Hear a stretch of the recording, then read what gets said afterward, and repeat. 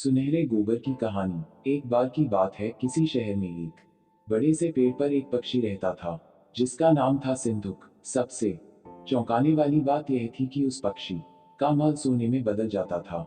यह बात किसी को भी पता नहीं थी।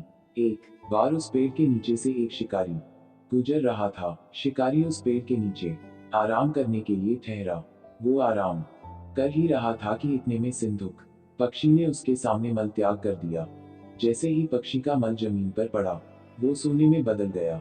यह देखते ही शिकारी बहुत खुश हुआ और उसने उस पक्षी को पकड़ने के लिए जाल बिछाया। सिंधुक जाल में फंस गया और शिकारी उसे अपने घर ले आया। पिंजरे में बंद सिंधुक को देख शिकारी को चिंता सताने लगी कि अगर राजा को इस बारे में पता चला तो वो न सिर्फ सिंधुक को दरबार में पेश करने को कहेंगे बल्कि मुझे भी सजा देंगे। यह सोचकर डर के मारे शिकारी ने खुद ही सिंधुक को राज दरबार में पेश कर राजा को सारी बात बताई।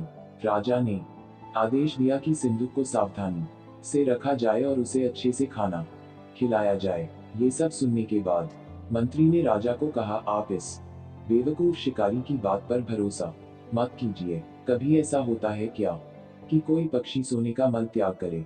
इसलिए अच्छा होगा कि इसे आजाद करने का आदेश दें। मंत्री की बात सुनकर राजा ने चिड़िया को आजाद करने का आदेश दिया। सिंधुक उड़ते उड़ते राजा के दरवाजे पर सोने का मल त्याग करके गया। यह देखते ही राजा ने मंत्रियों को उसे पकड़ने का आदेश दिया, लेकिन तब तक वो पक्षी उड़ चुका था। उड़ते उड़ते सिंधुक कह गया, मैं बेवकूफ था जो शिकारी के सामने मल त्याग किया। शिकारी बेवकूफ था जो मुझे राजा के पास ले गया। राजा बेवकूफ था जो मंत्री की बात में आ गया। सभी बेवकूफ एक जगह ही हैं।